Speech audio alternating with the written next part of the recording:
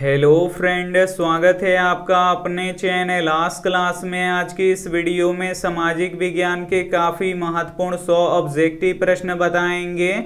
और ये जो 100 ऑब्जेक्टिव प्रश्न है ये आपके फाइनल बोर्ड परीक्षा के लिए काफ़ी महत्वपूर्ण हैं। और इस 100 ऑब्जेक्टिव प्रश्न में से बहुत सारे प्रश्न आपके फाइनल बोर्ड परीक्षा में आने वाले हैं, तो एक भी प्रश्न आप लोग स्किप मत कीजिएगा। वीडियो को प्लीज़ आप लोग शुरू से लेके अंत तक देखिएगा। और चैनल को अभी तक आप सब्सक्राइब नहीं किए हैं तो चैनल को सब्सक्राइब कर लीजिएगा। और सब्सक्राइब करने के बाद एक बेल आइकन आता है तो बेल आइकन को दबा के ऑल पे कर लीजिएगा, ताकि जब भी लाइव क्लास हो तो आपके पास नोटिफिकेशन पहुंचता रहे।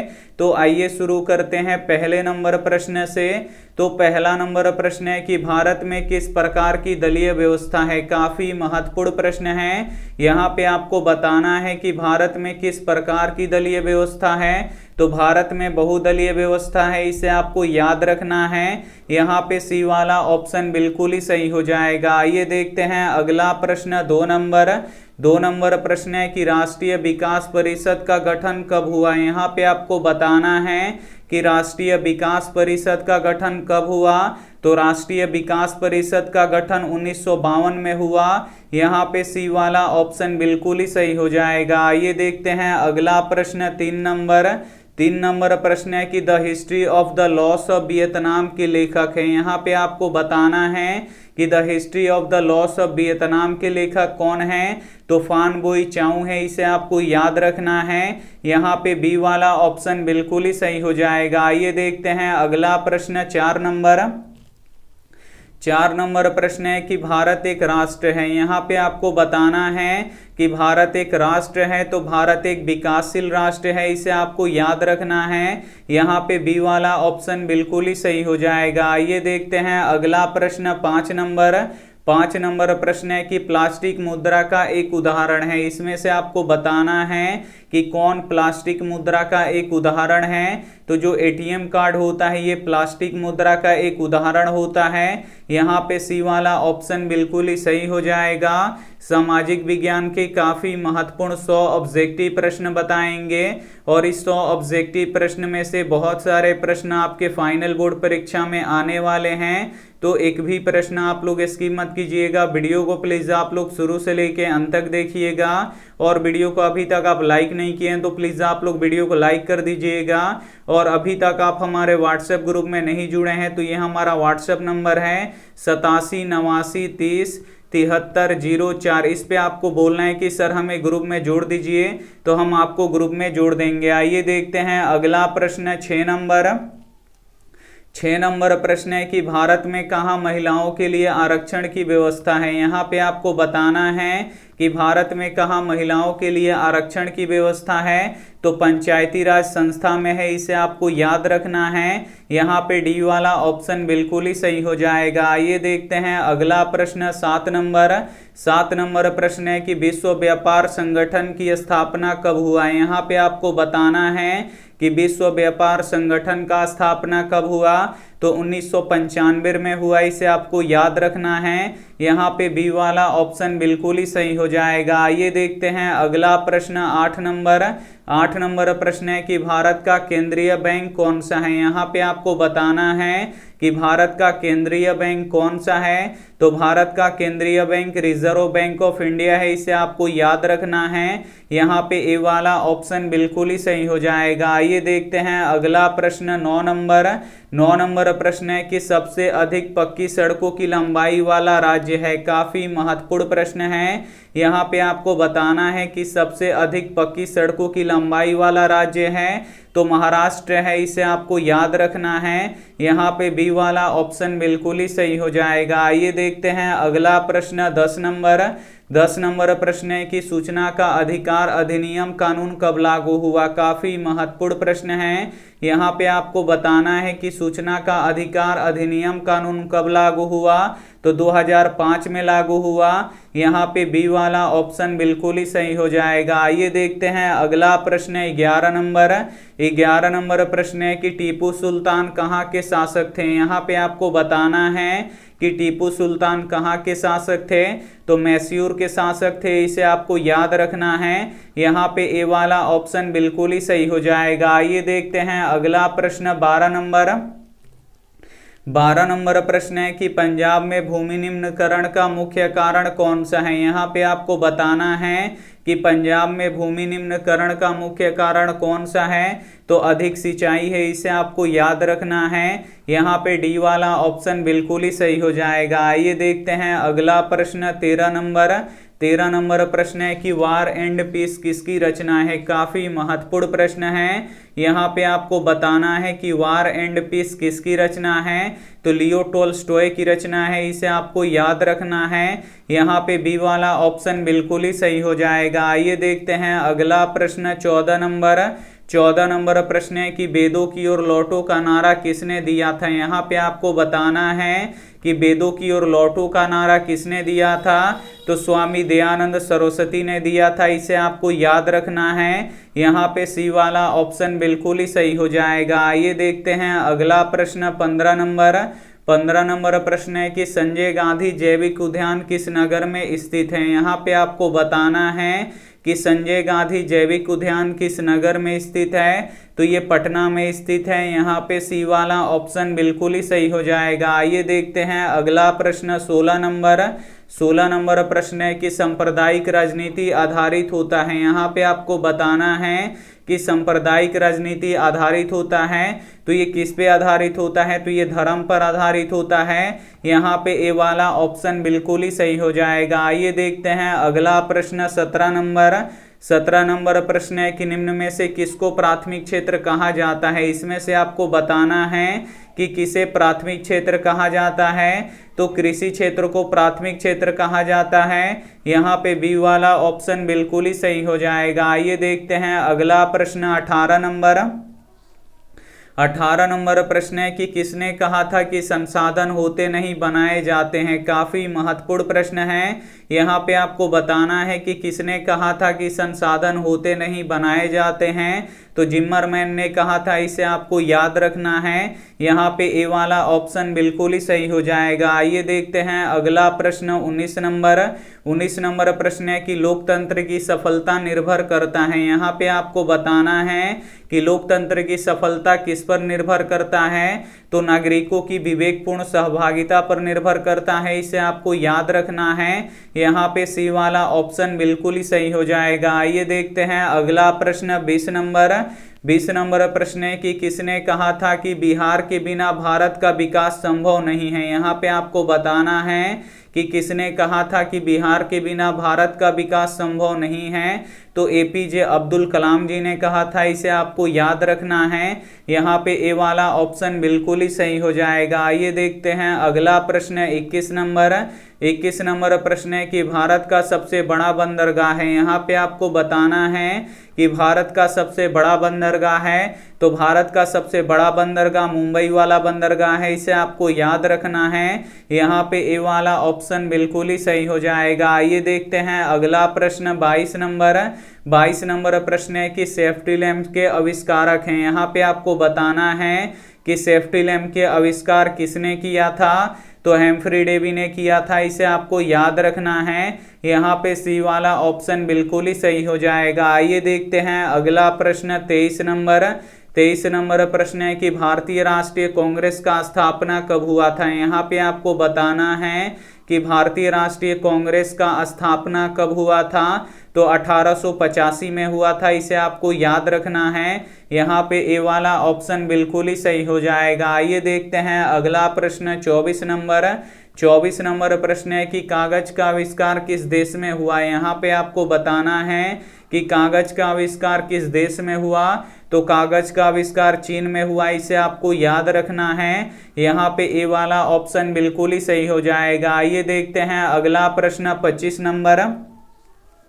25 नंबर प्रश्न है कि ग्राम कचहरी का प्रमुख कौन होता है। यहाँ पे आपको बताना है कि ग्राम कचहरी का प्रमुख कौन होता है, तो सरपंच होता है, इसे आपको याद रखना है। यहाँ पे बी वाला ऑप्शन बिल्कुल ही सही हो जाएगा। आइए देखते हैं अगला प्रश्न 26 नंबर प्रश्न है कि अंकोर वाट का मंदिर कहाँ स्थित है। यहाँ पे आपको बताना है कि अंकोर वाट का मंदिर कहाँ स्थित है, तो अंकोर वाट का मंदिर कंबोडिया में स्थित है, इसे आपको याद रखना है। यहाँ पे सी वाला ऑप्शन बिल्कुल ही सही हो जाएगा। आइए देखते हैं अगला प्रश्न 27 नंबर प्रश्न है कि मानव पूंजी के प्रमुख घटक हैं। यहाँ पे आपको बताना है कि मानव पूंजी के प्रमुख घटक हैं, तो ज्ञान, कौशल और अनुभव, ये तीनों क्या है, मानव पूंजी के प्रमुख घटक हैं। तो यहाँ पे डी वाला ऑप्शन बिल्कुल ही सही हो जाएगा। आइए देखते हैं अगला प्रश्न 28 नंबर प्रश्न है कि नेपा नगर प्रसिद्ध है। यहाँ पे आपको बताना है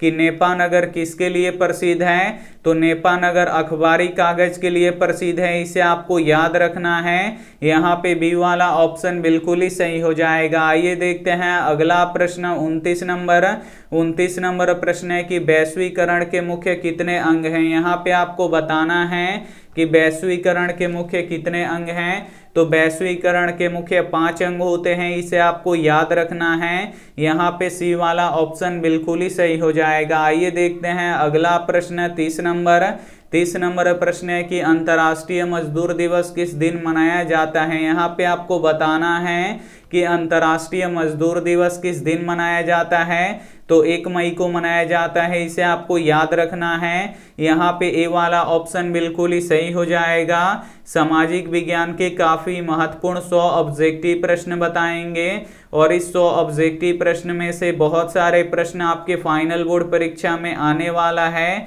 तो एक भी प्रश्न आप लोग स्किप मत कीजिएगा। वीडियो को प्लीज आप लोग शुरू से लेके अंत तक जरूर देखिएगा। आइए देखते हैं अगला प्रश्न 31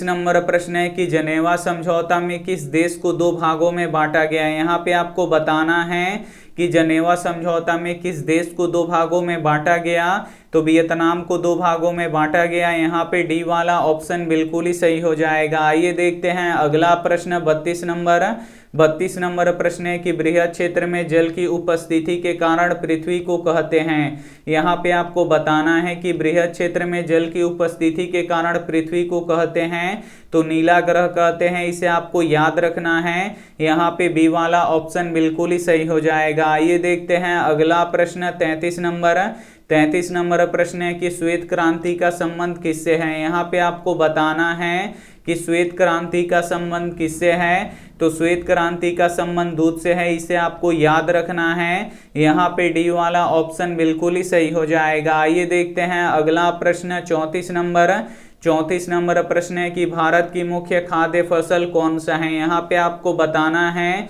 कि भारत की मुख्य खाद्य फसल कौन सा है, तो चावल है, इसे आपको याद रखना है। यहाँ पे सी वाला ऑप्शन बिल्कुल ही सही हो जाएगा। आइए देखते हैं अगला प्रश्न 35 नंबर प्रश्न है कि भारत का राष्ट्रीय पशु कौन सा है। यहाँ पे आपको बताना है कि भारत का राष्ट्रीय पशु कौन सा है, तो बाघ है, इसे आपको याद रखना है। यहाँ पे बी वाला ऑप्शन बिल्कुल ही सही हो जाएगा। आइए देखते हैं अगला प्रश्न 36 नंबर प्रश्न है कि भारत में सर्वाधिक क्षेत्र में कौन सी मिट्टी पाया जाता है। यहाँ पे आपको बताना है कि भारत में सर्वाधिक क्षेत्र में कौन सी मिट्टी पाया जाता है, तो जलोढ़ मिट्टी पाया जाता है, इसे आपको याद रखना है। यहाँ पे ए वाला ऑप्शन बिल्कुल ही सही हो जाएगा। आइए देखते हैं अगला प्रश्न 37 नंबर प्रश्न है कि आधुनिक छापखाना का आविष्कार किसने किया था। काफी महत्वपूर्ण प्रश्न है।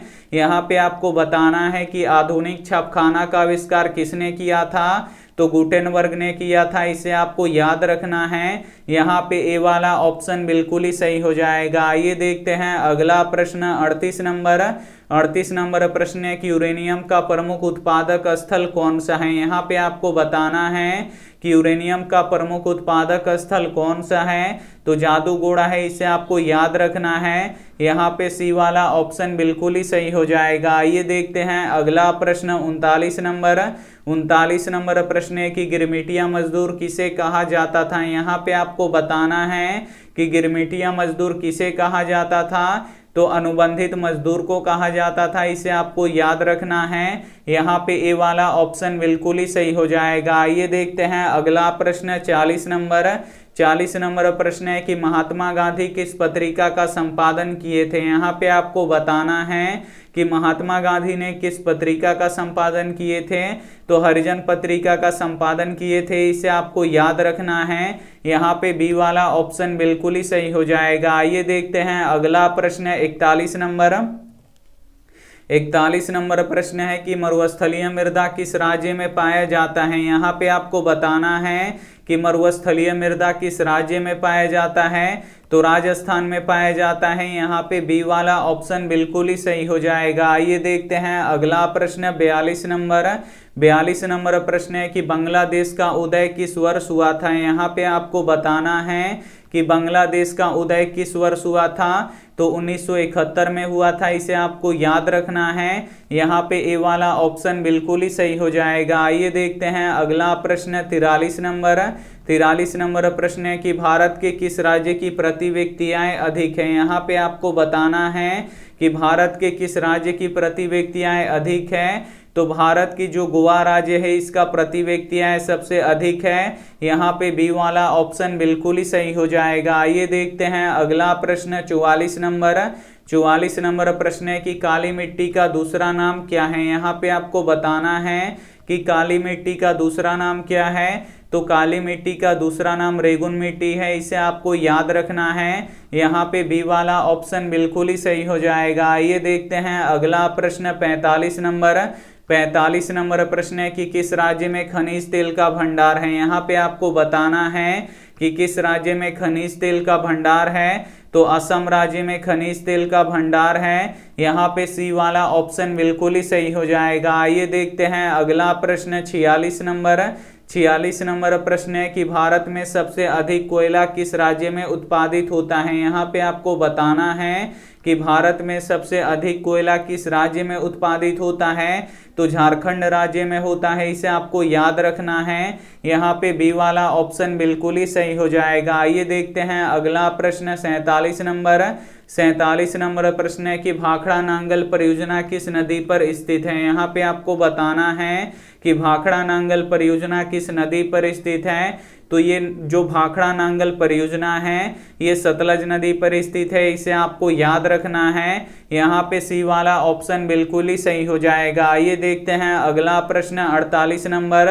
48 नंबर प्रश्न है कि बिहार का शोक किस नदी को कहते हैं। यहाँ पे आपको बताना है कि बिहार का शोक किस नदी को कहते हैं, तो कोसी नदी को कहते हैं। यहाँ पे सी वाला ऑप्शन बिल्कुल ही सही हो जाएगा। आइए देखते हैं अगला प्रश्न 49 नंबर। 49 नंबर प्रश्न है कि बिहार में किसकी प्रधानता है। यहाँ पे आपको बताना है कि बिहार में किसकी प्रधानता है, तो बिहार में कृषि की प्रधानता है। यहाँ पे ए वाला ऑप्शन बिल्कुल ही सही हो जाएगा। आइए देखते हैं अगला प्रश्न 50 नंबर। 50 नंबर प्रश्न है कि सूचना का अधिकार कैसा अधिकार है। यहाँ पे आपको बताना है कि सूचना का अधिकार कैसा अधिकार है, तो सूचना का अधिकार वैधानिक अधिकार है, इसे आपको याद रखना है। यहाँ पे ए वाला ऑप्शन बिल्कुल ही सही हो जाएगा। काफी महत्वपूर्ण 100 ऑब्जेक्टिव प्रश्न बताएंगे, तो एक भी प्रश्न आप लोग स्किप मत कीजिएगा। वीडियो को प्लीज आप लोग शुरू से लेके अंत तक जरूर देखिएगा। आइए देखते हैं अगला प्रश्न 51 नंबर। 51 नंबर प्रश्न है कि वैश्वीकरण से देश एक दूसरे से हुए हैं। यहाँ पे आपको बताना है कि वैश्वीकरण से एक देश दूसरे देश से हुए हैं, तो करीब हुए हैं, इसे आपको याद रखना है। यहाँ पे डी वाला ऑप्शन बिल्कुल ही सही हो जाएगा। आइए देखते हैं अगला प्रश्न 52 नंबर। 52 नंबर प्रश्न है कि कौन बीमारू राज्य नहीं है, तो इसमें से आपको बताना है कि कौन बीमारू राज्य नहीं है, तो जो कर्नाटक है ये बीमारू राज्य नहीं है। यहाँ पे सी वाला ऑप्शन बिल्कुल ही सही हो जाएगा। आइए देखते हैं अगला प्रश्न 53 नंबर। 53 नंबर प्रश्न है कि सिखों के 10वें गुरु गुरु गोविंद सिंह का जन्म बिहार के किस नगर में हुआ था। यहाँ पे आपको बताना है कि सिखों के 10वें गुरु गुरु गोविंद सिंह का जन्म बिहार के किस नगर में हुआ था, तो पटना नगर में हुआ था। यहाँ पे सी वाला ऑप्शन बिल्कुल ही सही हो जाएगा। आइए देखते हैं अगला प्रश्न 54 नंबर। 54 नंबर प्रश्न है कि भारतीय रिजर्व बैंक की स्थापना कब हुआ था। काफी महत्वपूर्ण प्रश्न है। यहाँ पे आपको बताना है कि भारतीय रिजर्व बैंक का स्थापना कब हुआ था। तो भारतीय रिजर्व बैंक का स्थापना 1935 में हुआ था। यहाँ पे सी वाला ऑप्शन बिल्कुल ही सही हो जाएगा। आइए देखते हैं अगला प्रश्न 55 नंबर प्रश्न है कि योजना आयोग का नया नाम क्या है। यहाँ पे आपको बताना है कि योजना आयोग का नया नाम क्या है। तो योजना आयोग का नया नाम नीति आयोग है, इसे आपको याद रखना है। यहाँ पे ए वाला ऑप्शन बिल्कुल ही सही हो जाएगा। आइए देखते हैं अगला प्रश्न 56 नंबर प्रश्न है कि अखिल भारतीय ट्रेड यूनियन कांग्रेस की स्थापना कब हुआ है। यहाँ पे आपको बताना है कि अखिल भारतीय ट्रेड यूनियन कांग्रेस की स्थापना कब हुआ।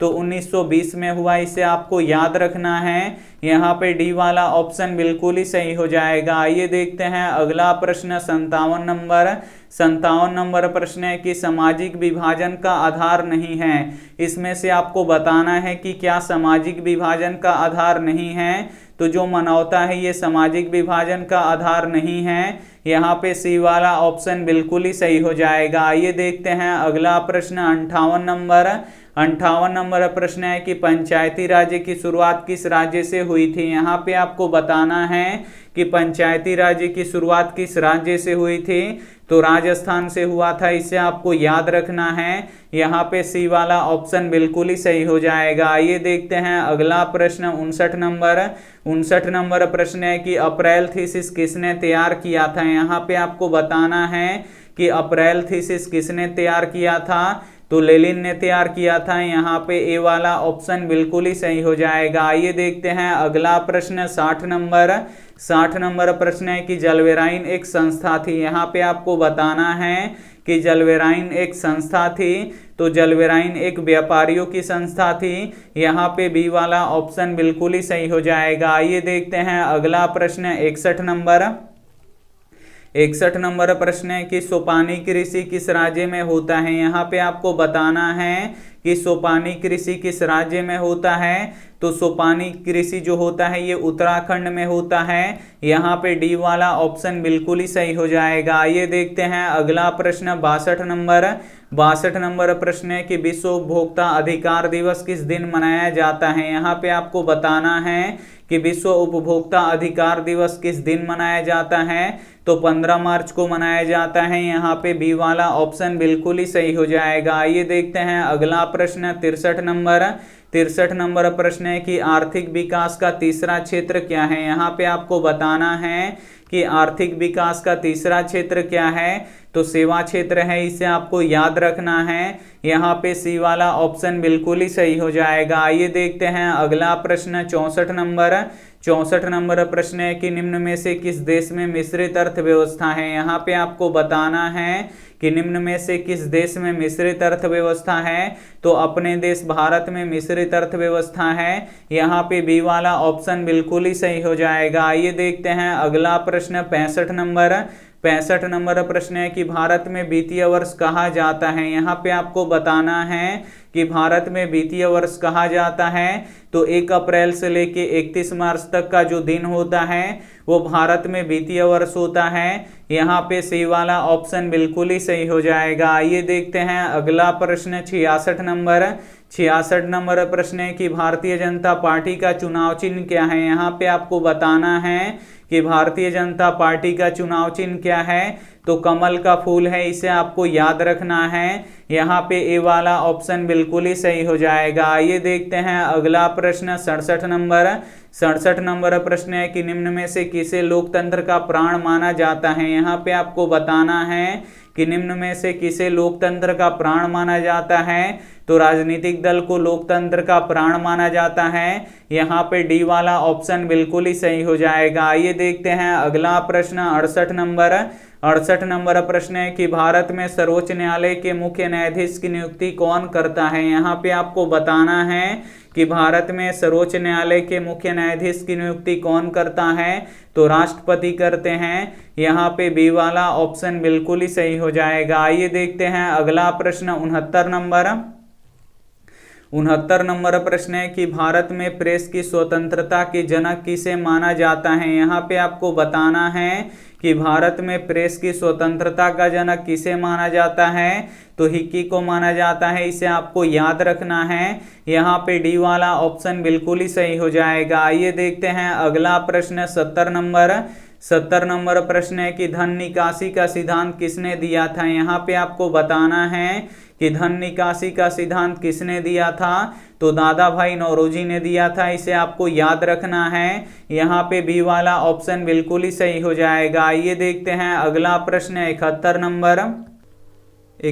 नंबर प्रश्न है कि रक्त और लौह की नीति को किसने अपनाया था। यहाँ पे आपको बताना है कि रक्त और लौह की नीति को किसने अपनाया था, तो बिस्मार्क ने अपनाया था। यहाँ पे सी वाला ऑप्शन बिल्कुल ही सही हो जाएगा। आइए देखते हैं अगला प्रश्न 72 नंबर प्रश्न है कि कन्फ्यूशियस कौन था। यहाँ पे आपको बताना है कि कन्फ्यूशियस कौन था, तो कन्फ्यूशियस एक चीनी विचारक था। यहाँ पे बी वाला ऑप्शन बिल्कुल ही सही हो जाएगा। आइए देखते हैं अगला प्रश्न 73 नंबर प्रश्न है कि बाढ़ से हानि किसे होता है। यहाँ पे आपको बताना है कि बाढ़ से हानि किसे होता है, तो बाढ़ से हानि फसलों को होता है, पशुओं को होता है, भवनों को भी होता है, यानी इनमें से सभी को होता है। यहाँ पे डी वाला ऑप्शन बिल्कुल ही सही हो जाएगा। आइए देखते हैं अगला प्रश्न 74 नंबर प्रश्न है कि हिंद चीन पहुंचने वाला प्रथम व्यापारी कौन था। यहाँ पे आपको बताना है कि हिंद चीन पहुंचने वाला प्रथम व्यापारी कौन था, तो पुर्तगाली थे। इसे आपको याद रखना है। यहाँ पे सी वाला ऑप्शन बिल्कुल ही सही हो जाएगा। आइए देखते हैं अगला प्रश्न 75 नंबर प्रश्न है कि जेम्स वाट ने किस यंत्र का आविष्कार किया था। यहाँ पे आपको बताना है कि जेम्स वाट ने किस यंत्र का आविष्कार किया था, तो वाष्प इंजन का आविष्कार किया था। यहाँ पे सी वाला ऑप्शन बिल्कुल ही सही हो जाएगा। आइए देखते हैं अगला प्रश्न 76 नंबर प्रश्न है कि सार्क का मुख्यालय कहाँ है। यहाँ पे आपको बताना है कि सार्क का मुख्यालय कहाँ है, तो सार्क का मुख्यालय काठमांडू में है। इसे आपको याद रखना है। यहाँ पे सी वाला ऑप्शन बिल्कुल ही सही हो जाएगा। आइए देखते हैं अगला प्रश्न 77 नंबर प्रश्न है कि नर्मदा बचाओ आंदोलन में नर्मदा क्या है। यहाँ पे आपको बताना है कि नर्मदा बचाओ आंदोलन में नर्मदा क्या है, तो नदी है। यहाँ पे बी वाला ऑप्शन बिल्कुल ही सही हो जाएगा। आइए देखते हैं अगला प्रश्न 78 नंबर प्रश्न है कि बैंक उदाहरण है। यहाँ पे आपको बताना है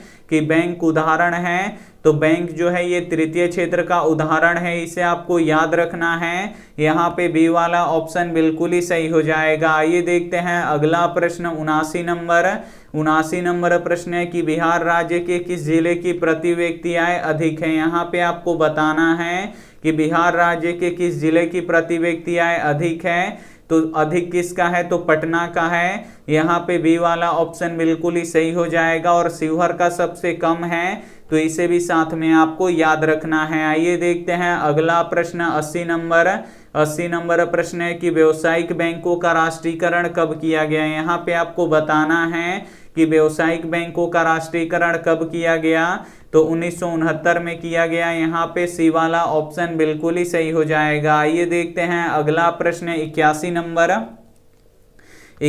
नंबर प्रश्न है कि भारत का वित्तीय राजधानी किस शहर को कहा गया है। यहाँ पे आपको बताना है कि भारत का वित्तीय राजधानी किस शहर को कहा गया है, तो मुंबई को कहा गया है। यहाँ पे ए वाला ऑप्शन बिल्कुल ही सही हो जाएगा। आइए देखते हैं अगला प्रश्न 82 नंबर प्रश्न है कि कोयला किस प्रकार का संसाधन है। यहाँ पे आपको बताना है कि कोयला किस प्रकार का संसाधन है, तो जो कोयला है ये अनवीकरणीय संसाधन है। यहाँ पे ए वाला ऑप्शन बिल्कुल ही सही हो जाएगा। आइए देखते हैं अगला प्रश्न 83 नंबर प्रश्न है कि विश्व में सर्वप्रथम मुद्रण की शुरुआत कहाँ हुई। यहाँ पे आपको बताना है कि विश्व में सर्वप्रथम मुद्रण की शुरुआत कहाँ हुई, तो सबसे पहले चीन में हुई। इसे आपको याद रखना है। यहाँ पे बी वाला ऑप्शन बिल्कुल ही सही हो जाएगा। आइए देखते हैं अगला प्रश्न 84 नंबर प्रश्न है कि सुनामी आने का प्रमुख कारण क्या है। यहाँ पे आपको बताना है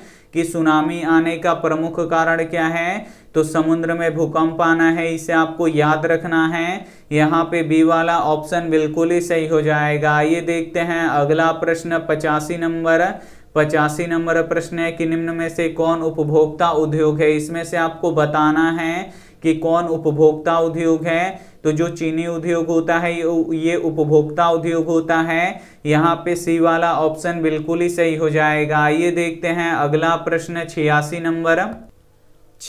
नंबर प्रश्न है कि किस स्थलीय मार्ग से एशिया और यूरोप का व्यापार होता था। यहाँ पे आपको बताना है कि किस स्थलीय मार्ग से एशिया और यूरोप का व्यापार होता था। तो रेशम मार्ग के द्वारा होता था। यहाँ पे बी वाला ऑप्शन बिल्कुल ही सही हो जाएगा। ये देखते हैं अगला प्रश्न 87 नंबर प्रश्न है कि कांवर झील किस जिले में स्थित है। यहाँ पे आपको बताना है कि कांवर झील किस जिले में स्थित है। तो ये बेगूसराय में स्थित है। यहाँ पे डी वाला ऑप्शन बिल्कुल ही सही हो जाएगा। ये देखते हैं अगला प्रश्न 88 नंबर प्रश्न है कि जिस देश की राष्ट्रीय आय अधिक होता है उसे कहते हैं। यहाँ पे आपको बताना है कि जिस देश की राष्ट्रीय आय अधिक होता है वह देश कहलाता है। तो वह देश विकसित देश कहलाता है। यहाँ पे बी वाला ऑप्शन बिल्कुल ही सही हो जाएगा। ये देखते हैं अगला प्रश्न 89 नंबर प्रश्न है कि सुनामी किस स्थान पर आता है। यहाँ पे आपको बताना है कि सुनामी किस स्थान पर आता है।